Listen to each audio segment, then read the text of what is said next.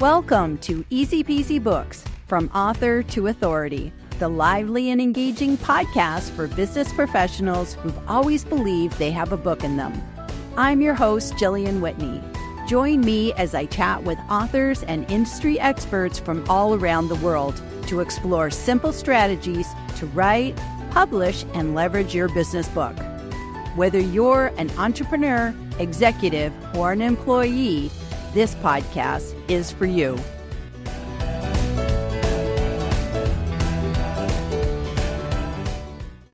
Hi, everybody, and welcome back to another edition of the Easy Peasy Books podcast. And I'm flying solo today, and I wanted to talk about discovery calls. So don't worry. This is not a pitch for you to go and call me. I wanted to talk about recording your discovery calls. And so if you use something like Zoom, you might already be using the built-in recording features in Zoom. I actually don't like to use Zoom. It doesn't give me a complete enough transcript of the meeting. So it's good. It gives me some stuff as backup, but I actually like to use Otter AI. That is my preferred note-taking tool, so to speak. And when I do a call, whether, especially discovery calls, I always have it show up. I always have it show up to take the notes because I want to focus on the person. I don't want to sit there with that, pad of paper and sit there and take notes. I want to be able to concentrate and really listen to whoever I'm talking with. So I record my discovery calls, and I try to keep my calls to about 15 minutes long. And these are calls to really just kind of, I think of them more as a get to know you call. It allows me to get to know them. They get to know me. And I find out what is their problem, because I may not be the solution to that problem. Or maybe I just want to get to know them and answer some questions or something like that. Give them a quick win, whatever. So I was thinking that one of the beauties of having discovery calls, and there's actually quite a few things for discovery calls, but one of the best things is that it can give you some ideas for what to put in your book. And I don't mean just like a case study. What I'm talking about is paying attention to the questions that people ask. Because on a discovery call, this is where we arrive as experts, knowing so much that we sometimes suffer what I call the curse of knowledge, where it's like you forget what it's like to be that beginner. You're here, but they're still back. You're like at the front of the line, and they're still at the back of the line, kind of like looking and peering and going, "Oh, how long does this line go?" They don't know anything. They don't know anything yet, or they know minimal, which is why they're coming to you as an expert. And so I was having a discovery call this week, and somebody was talking to me about the services that we provide. And they asked about printing and distribution of the book. And I said, "What do you mean?" And they said, "Well, do you actually print the book for me and send it to people, or, send me X amount of copies that I have? Like, how does that all work? Or do you work with a company that does that?" And I said, "No, that's all handled now through Amazon," because we were talking about Amazon. And they had no idea. They didn't know what print on demand was. And you know what? It wasn't too long ago, I didn't know what print on demand was. So this was definitely not a dumb question. This was a great question. And I was able to explain that Amazon is amazing and that they do this wonderful thing called print on demand. And that what happens is on Amazon, you upload your book. And then if somebody orders a copy of that book, Amazon has these fantastic printers that they can make the book, and zippity-doo-dah, they just print that book out and mail that book out within 2 days. And you're just like, wow, how does it do this? And the amazing thing is, it's all over the world. So if I live in the United States, which is what I do, I live in Texas, San Antonio, Texas, to be a little bit more, precise. But yes, I live in the United States. And if somebody buys my book in the UK, it doesn't get printed here in the United States and then shipped, by ship or by plane or whatever. it actually gets printed in the UK, and then it gets delivered from that distribution point to the people in the UK. And the same with if somebody's in Germany or France or, wherever you want to go.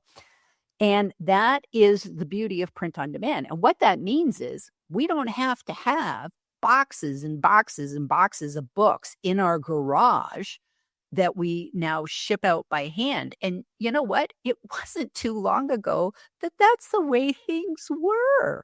I remember one of the first clients that I was working with on a book, that's what they did. They had to order a bunch of books and have them printed by a printer.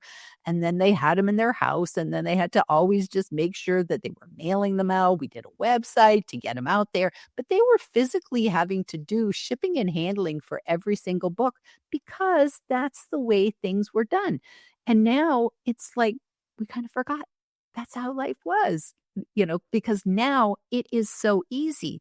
Now, what's the beauty is that you can still bulk order your books when you're with Amazon, because as authors, you get to do what's called a author copy, which means you get to buy your book at wholesale rates. This is the rates that our cost, the cost of printing. And of course, Amazon still has to get its little cut, but, and then you pay for shipping. So even if you have Amazon Prime, you have to pay for the shipping of your author copies. So it's the one thing that's like, oh, that would have been nice if I get free shipping on my own books, but no, you have to pay for the shipping. But then you can order a box of 100 or a box of, I think the highest is 999. So one shy of 1,000, but you could order it again and again and have them all shipped to you. So you can actually fill up the house. If you were going to a conference, you could order them and have them drop shipped at maybe the conference facility. Maybe the organizers are local and you'd ship the book in advance, probably a couple weeks in advance, just to make sure that they get there on time. So you don't have to take them all on the airplane or something like that. But that is the beauty of print on demand. So this was a question that came up in my discovery call, and I had forgotten that people didn't realize what print on demand was. So that's why having discovery calls are good, because they help you go back to that time where you didn't know what you know now. Because sometimes we just make so many assumptions that our reader is where we're at, and they're not. And our book is that bridge between where we are today and where the person is reading the book.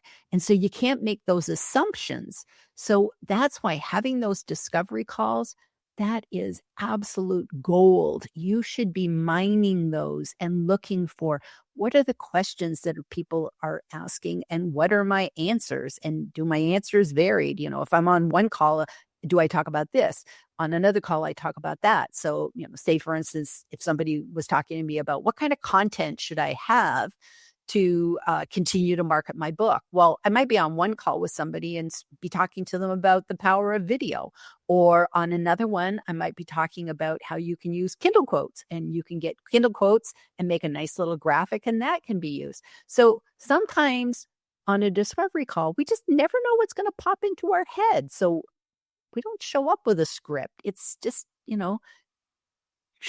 whatever the universe downloads into our brain that day, which is why they are gold. So discovery calls, I really hope that you're doing them, because it's great content for you to use in your book. They might be great examples. Sometimes even just the words that you use yourself, never mind the questions.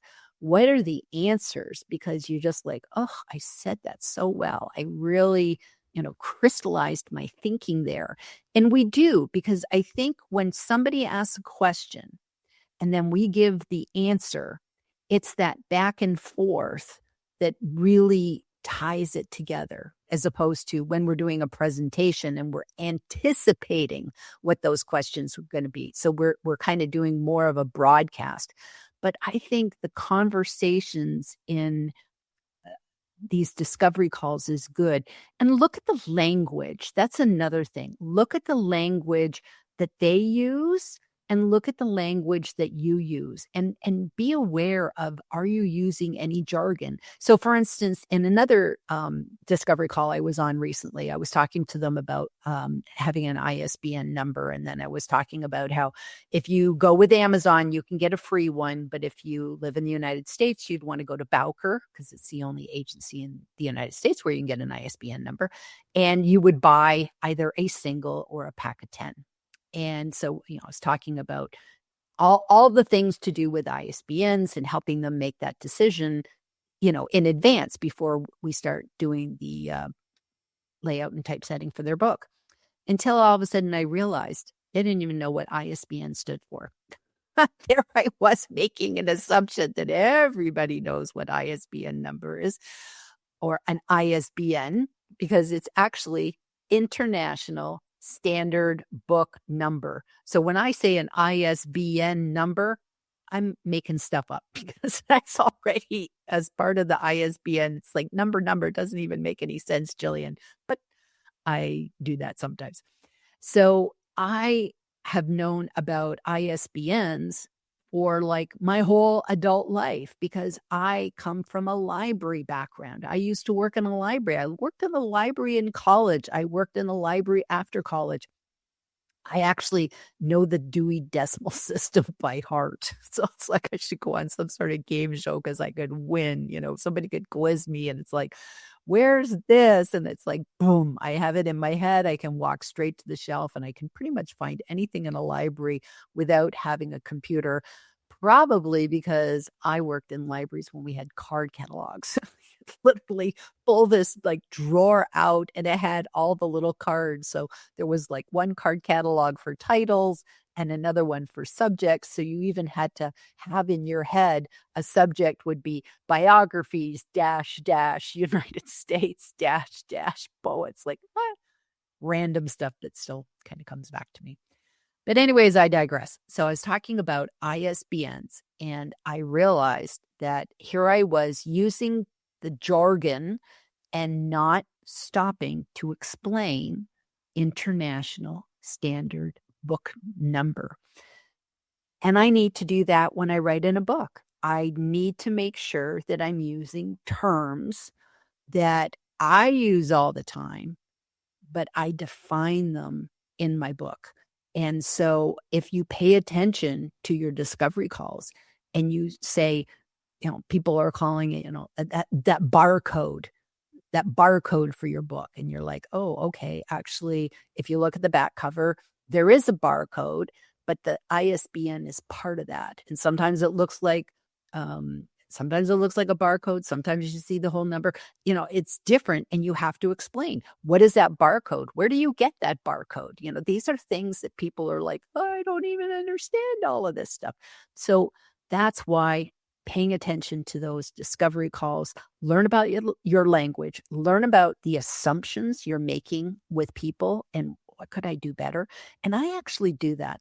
Here's like my little ninja tip. If you take a discovery call after you've had it, and I use Otter AI so I can get the transcripts. So what I will do is I will download the transcript and sometimes I will upload it into ChatGPT and I'll ask it to give me a critique and let me know, okay, can you analyze this discovery call and let me know what I did well, what I could improve on. Was it too long? Was it too short? What were their questions? How did I answer them? You can get stuff out of that. So, you don't have to just sit there with this big, long transcript and you're like, now what do I do with it? That's where we put AI to work and kind of let it do the heavy lifting for us and figure out what are the common questions people are doing. So, you could have a project in ChatGPT and call it discovery calls. And every time you do a discovery call, you just add it into the project. And then you could begin to have it like, okay, looking at these 15 discovery calls, what are the common themes that are coming, through? Because maybe I should actually go and do a lead magnet that explains all that to people that I could either give them before a discovery call or at the end of the discovery call. So that might save me a lot of time and help and really be helpful for people because there's nothing worse than doing a discovery call and then the person goes off, you never hear from them again. And you're just like, okay. So anyways, I just wanted to talk about discovery calls and just show you how they can make for some excellent content for you to include in your book. We'll see you back here next time on another edition of the Easy Peasy Books podcast.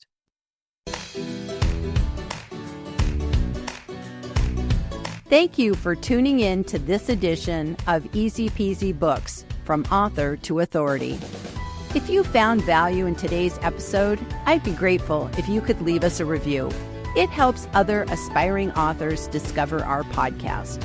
To learn more about writing, publishing, and leveraging your business book, visit my website at easypeasybooks.com.